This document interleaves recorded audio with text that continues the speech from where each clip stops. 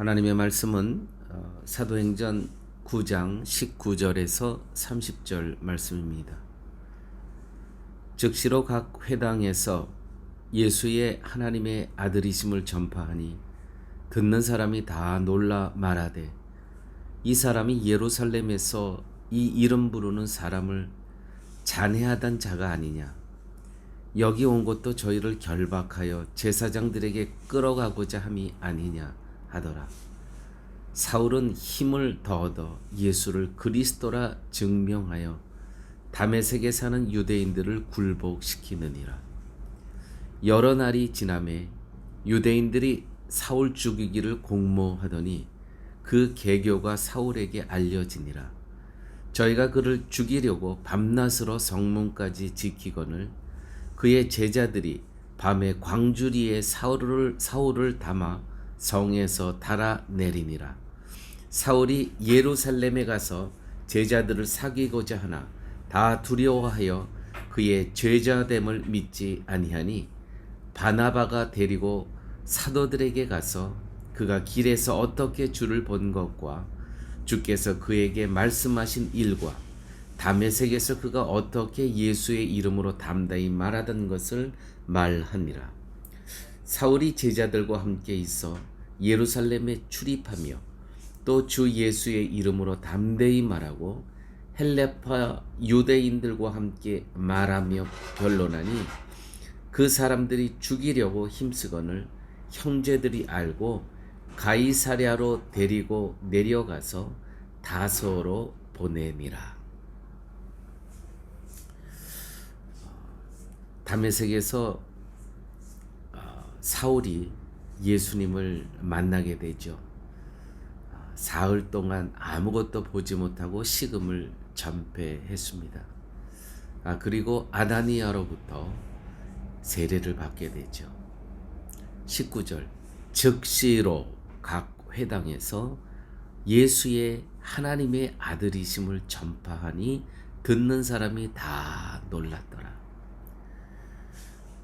아니, 그동안 예수가 그리스도고 예수가 하나님이 아들이더라고 얘기하는 사람들을 핍박하고 죽이고 했던 그 사람이 지금 즉시로 각 회당에서 예수의 하나님의 아들 되심을 전파하기 시작됐다는 것입니다.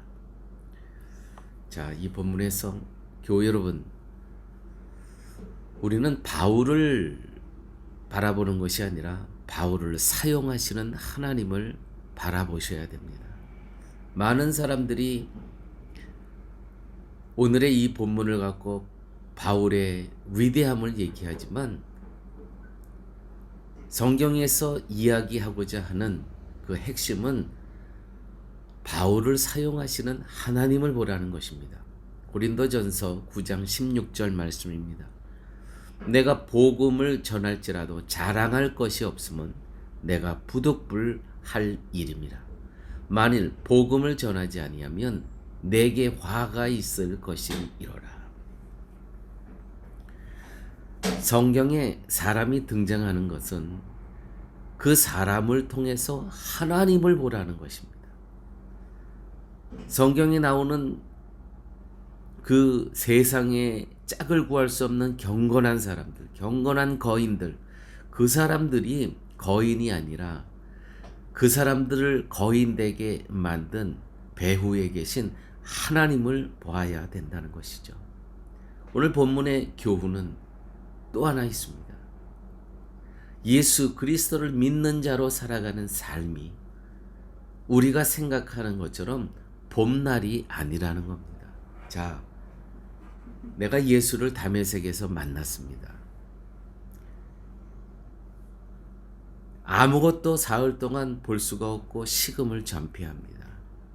이제 예수 따라가는 삶을 살아갑니다. 그러면 어떤 것이 보장되어 있어야 됩니까? 우리가 기대하는 것은 정말 인생의 봄날이어야 되는 거 아닙니까? 그런데 오늘 내용을 보니까 이렇게 기록되어 있습니다. 유대인들이 사울 죽이기를 공모하더니 그 계교가 사울에게 알려지니라. 저희가 그를 죽이려고 밤낮으로 성문까지 지키거늘 그의 제자들이 밤에 광주리에 사울을 담아 성에서 달아 내리니라. 이것이 우리가 예수 믿고 살아가는 삶에서 만나는 우리의 삶의 광경입니다. 교회 여러분, 만약 사울이 바울이 됐습니다. 만약 바울이 예수님을 모르고 핍박하는 사울로 살았다면, 예수님을 계속 핍박하는 그 사울로 살았다면 오늘 본문과 같은 고통을 당하지 않았을 것입니다. 이건 너무나 명확한 것입니다. 성도가 예수님이 아니었으면 편하게 살았을 인생이 예수님 때문에 고난스러운 인생이 되는 것입니다. 무엇을 바라고 사는가? 사랑하는 교회 여러분, 지금의 삶이 편하십니까? 이 편안함에 만족하십니까? 사도들은 예수님이 아니었다면 다 편안한 자기 삶을 살아갔을 것입니다. 핍박과 아무 상관없이 편안한 자기 인생을 살아갔을 것입니다. 우리가 만나는 많은 사람들 중에 예수님을 찾는 이유는 세상 것을 잃지 않기 위해서, 세상 것을 유지하고, 세상 있는 그것에서 더 부풀리기 위해서 우리는 예수를 찾습니다. 그러나 예수님은 다 버리라고 하십니다. 이게 예수님께서 가신 길을 쫓는 성도들의 삶이 이래야 되는 것입니다. 예수님께서는요, 우리의 죄값을 치르시기 위해 십자가에 죽으셨습니다. 십자가의 자리는요, 수치의 자리이고 멸시와 의심과 오해의 자리입니다. 우리가 그 자리에, 그곳에 딱 발을 딛는 순간 우리는 수치를 당하고 멸시와 의심과 오해와 조롱을 당합니다. 그런데요, 주님은 우리를 그 자리로 부르십니다.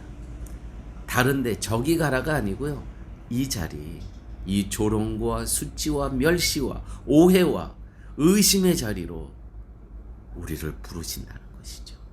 그런데 이 자리가 바로 사랑의 자리요, 영생의 자리라는 것입니다. 할렐루야. 그곳을 안다면, 그곳이 어떤 자리인지 안다면, 잠깐 그 자리는 조롱과 핍박과 의심과 멸시의 자리인 것은 분명합니다. 그러나 그 자리가 영생의 자리고요, 그 자리가 은혜와 사랑의 자리를 알게 된다면 우리는 절대로 그 자리를 피하지 않을 것이라는 것이죠. 베드로가 그 자리를 피했더랬습니다. 제자들도 그 십자가의 자리를 다 피했습니다. 나중에 부활의 예수님을 만나고 다시 다 그 자리로 모입니다. 그 수치와 멸시와 그 공포스러운 그 자리를요, 부활의 예수님을 만나니까 다 그 자리로 다시 오는 거예요. 왜요? 영적인 눈으로 봤더니 그 자리가 영생의 자리고, 그 자리가 부활의 자리고, 그 자리가 바로 예수님 계신 자리임을 봤기 때문입니다. 아무쪼록 사랑하는 우리 성도님 여러분, 주님께서 지금 이 자리로 우리를 부르십니다. 피하시겠습니까? 저는 우리 사랑하는 쉴만한 물가 성도 여러분께서 주님을 위해 무엇을 하라고 말씀드리지 않겠습니다.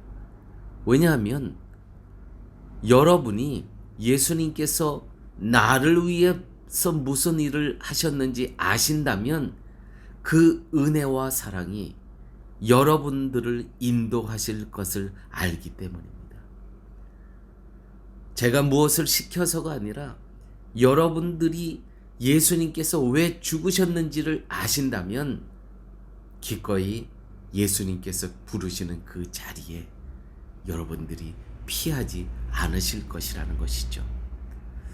누가 시켜서 하는 것이 아니라 여러분 속에 있는 주님의 은혜와 사랑에 의해서 자연스럽게 주님께서 가신 길을 가실 것이기 때문입니다.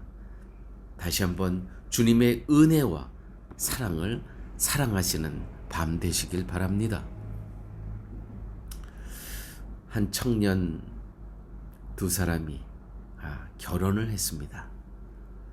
결혼에 축의금이 들어왔습니다. 이 축의금 갖고 어떻게 사용했을까요? 아프리카 한 가난한 마을에 우물을 마련해 주었다고 합니다. 이 결혼이라는 자리가 세상의 행복의 자리가 아니고요. 하나님께서 세상에는 멸시와 오해와 의심의 자리지만 사랑과 은혜와 생명의 자리로 부르신 것입니다. 그 결혼이라는 자리가 바로 그 자리입니다. 저희 교회가 10년 전에 이제 시작을 하면서 미국에서 브레드 앤 피시라는 그러한 선교단체, 오병이어의 선교단체라는 젊은이들이 10명이 찾아왔습니다. 다들 대학생이었습니다. 대학교 졸업반도 있고 이제 막 대학교 들어간 청년들도 있고. 그런데 공부를 하면서 그 LA 인근에서 공부를 하면서 자기네들이 이 선교에 쓰임 받기를 원하면서 정말 하나님의 은혜 가운데 저와 만나게 되었습니다.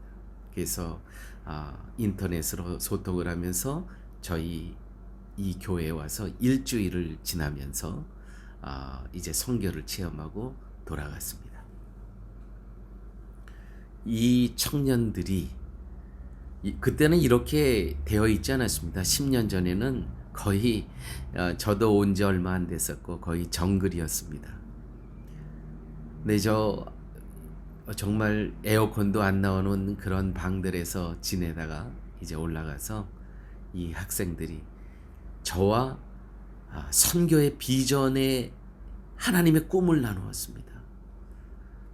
그래서 그 청년들이 제일 먼저 이 건축을 시작하는데 그 청년들이 5,000불을 마련해 주었습니다. 청년들이 5,000불 쉽지 않습니다. 그것이 씨앗이 되어서 오늘 이 쉴만한 물가 선교와 쉴만한 물가가 세워지는 것입니다. 하나님께서 부르시는 이 자리는 세상으로 보면 멸시와 오해와 의심과 수치의 자리입니다. 그러나 예수님께서 부르시는 이 자리는 또한 어떠한 자리냐면 부활의 자리요, 은혜와 사랑의 자리요, 영생의 자리라는 것입니다. 오늘 여러분들 계신 그 자리가 예수님께서 부르셔서 그 부르심에 순종해서 주님을 따라가는 첫걸음이 되는 그러한 자리가 되시기를 예수님의 이름으로 축원드립니다. 아버지 하나님 감사합니다. 오늘도 사도 바울의 삶의 전환점을 통해서 우리의 삶을 다시 한번 점검하게 하여 주심을 아버지 하나님 감사합니다. 예수 믿는 그 삶의 자리가 인생의 봄날이 아님을 또 알게 하여 주심을 감사합니다. 그러나 우리에게는 이 자리가 영생의 자리요, 부활의 자리요, 사랑과 은혜로 초대하는 자리임을 믿게 하심을 아버지 감사합니다. 이 감사함을 갖고 또 한 주간 살아갈 수 있도록 주님 함께하여 주시옵소서. 모든 말씀 예수님 이름으로 기도드렸습니다. 아멘.